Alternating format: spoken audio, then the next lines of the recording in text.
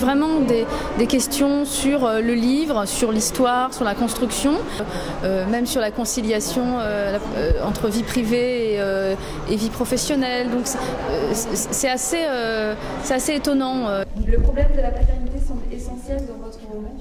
Fait-il référence à votre histoire personnelle? C'est une question trop ainsi. Mais... pourquoi avoir choisi un thème aussi triste et aussi frappant que celui du suicide? Pourquoi ce jeu de citations au début de chaque chapitre? Est-ce que vous retravaillez beaucoup vos textes?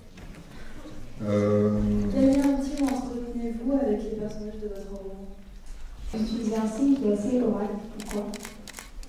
Envisagez-vous d'adapter ce roman au cinéma? Si oui, qu'est-ce que le cinéma pourra lui apporter? Si votre roman est un bon, où emmène-t-il vos lecteurs? Je sais pas. J'aimerais savoir pourquoi avoir choisi une fin si tragique. Les remarques des lycéens sont des remarques... c'est une parole débridée, c'est une parole qui est pas contrôlée. Ils ne rechignent pas à poser des questions je veux dire, très simples, très évidentes, à interroger aussi tout ce qui ne leur semble pas vraiment cohérent dans les livres. Il y a quelque chose d'assez frontal. Votre vision de l'amour correspondait à ce que notre Georges et Catherine, pourquoi les avoir appelés ainsi?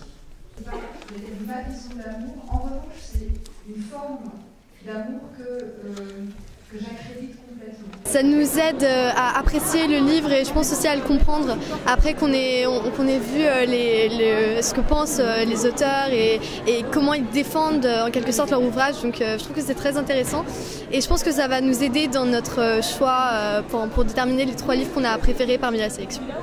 Qui gagne, qui perd, tout ça, c'est un peu accessoire. Ce qui m'intéresse, c'est d'un coup 14 bouquins de littérature contemporaine qui rentrent au lycée, alors que malheureusement, à mon sens, les lycéens et les étudiants en général, à la fac aussi, sont totalement coupés de l'existence de cette littérature-là. Voilà. Par exemple, pour Olivier Adam, j'ai beaucoup aimé son livre et le voir et voir ce qu'il pense du livre, c'est enrichissant. Donc maintenant, je pense que je vais commencer vraiment à lire peut-être plus des romans actuels.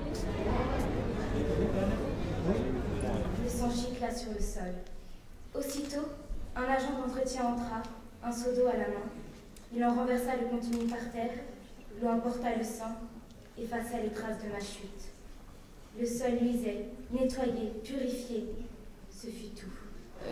Ils ont lu un extrait en fait particulièrement bouleversant du roman et j'avoue que c'était très intense. Donc voilà, là je dirais maintenant tout de suite très bouleversant.